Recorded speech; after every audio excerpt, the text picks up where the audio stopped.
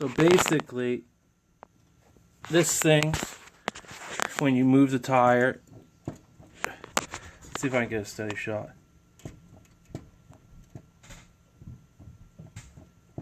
The swing arm bushings are a little shot on both sides. This spot up here,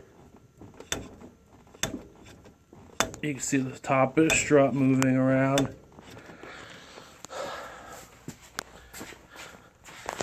Same thing here.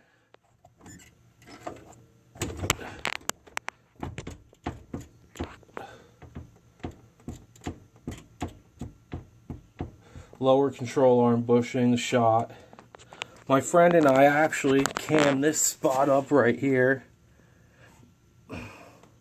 Shitty weld. We couldn't get in there really to grind it. We could have took the stem out, but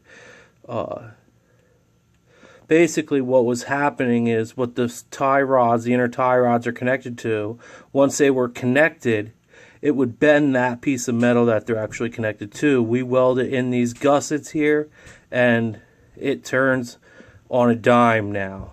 Prior to these gussets being welded in, it wouldn't turn. All that would happen is this metal would bend that these tie rods are connected to. Again, it's not a pretty job. It's also 20 years old. And, you know, if I ever wanted to, I could take this steering stem out, grind it down, make it a little bit more presentable. But it's not necessary. Again, it's in 1996. And then finally, I'll show you up top here.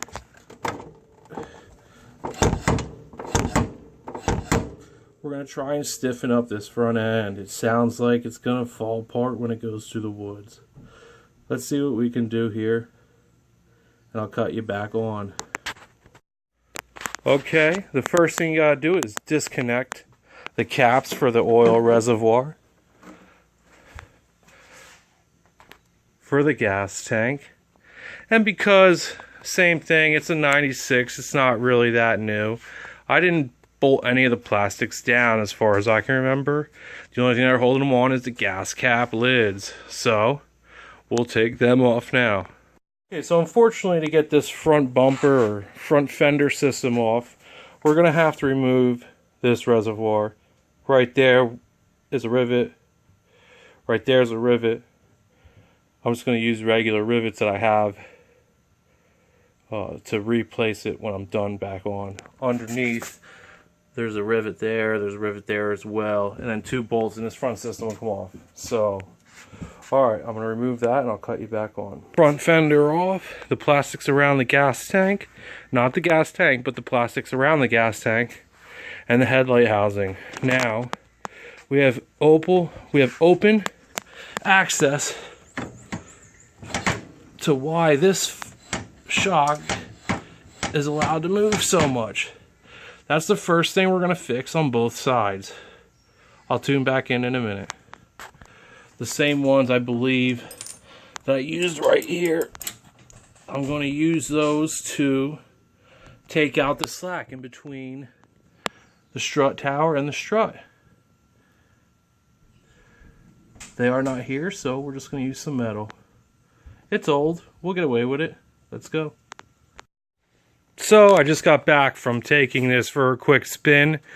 I kept the plastics off just to check and see if anything's moving, what it looks like if it did move. And basically the only thing I notice is it's a lot more stiff, a little bit more force to turn it. That's not necessarily a bad thing though.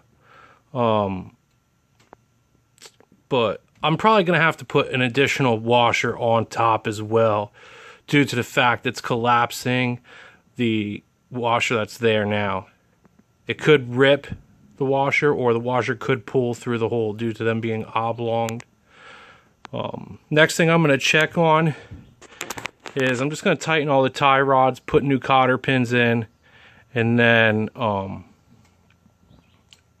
work on the lower control arms, see what I have to do to strengthen them up or take the play out of those.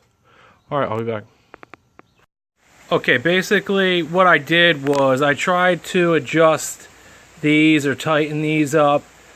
There's still play in them. I don't know if you got to get new, I don't know what you got to do to correct that problem with the little movement that we have. Basically, I'm not going to worry about. What I did do was disconnect the steering stem. Finally got the cotter pin out. That took about an hour to get one cotter pin out. Cleaned up the stem a little bit. I'm going to put another washer in there. Hopefully that'll ease up the slack, and that'll fix the front end pretty much as good as it's going to be. I'm not worried about the lower control arm bushings. It's an older four-wheeler. I just needed the front end a little bit tighter than it was. The last thing I'm going to do after I put this back together is I'm going to bleed the brake system again and try and get a better brake out of this. The brakes are pretty hard to squeeze, and I'm not sure what the problem is there, but I'm just going to get the brakes a little bit better if I'm able to. If not, just refill the fluid. If that might be the most I'll be able to do. Check back in with you in a little bit. I mean, that used to move up and down. I'm pulling here on the steering stem. It's not moving. Just side to side, but now up and down. So between the top struts here, the mounts, solid, made them solid with some washers, 4 on each side. Again, I might have to put an additional washer up top because it is concaving this one originally. But now I'm about to put that back together. I'm about to rivet this back in. Thank God I did do this because I would have never checked the oil. That would not have been good. Got to put oil in there. I'm not sure what it is, so I'm going to wait till my dad gets home and ask him. He's had these Polarises for a long time. He'll know exactly what it is. I mean, I could YouTube it as well. But same thing. I couldn't get the lower control arms any tighter, but I was able to get each of the inner tie rods a little bit tighter, the steering stem tighter, and the struts tighter. This will make a major difference riding through the woods, and it'll sound a lot better as well. It usually sounded like it was about to fall apart, which it pretty much was. So I'll tune back in a couple seconds, and I'll show you what it looks like. But for now, I'm done, and I'll talk to you soon.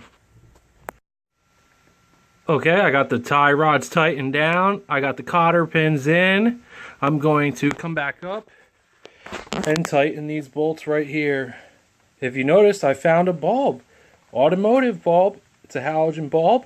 Not sure if it works. It probably did when I put it in the box. It's been in there for years, but it plugged right into the socket. Let's see if it works when I start the quad. That would be a major improvement. How'd it start? How'd it works? If it works. How'd it work? Whatever. You know what I'm talking about. I'm going to tighten these bolts up and get to it. Let's see. Basically, the brake fluid looks a little dirty and dingy. I was going to try and gravity feed to bleed the brakes, but unfortunately, I busted off the goddamn fitting that allows the fluid to be released. So, luckily it's not leaking, and I'm just going to add brake fluid to the master cylinder and call it a day. We got everything we wanted done though today, so I'm pretty happy about that. It's going to be a lot better through the woods. Hopefully it's going to, you know, last longer, and you know, I'm proud with the progress we made today. So I'm about to go take her for a ride. That headlight works that I had. Nice, nice. Have a great night.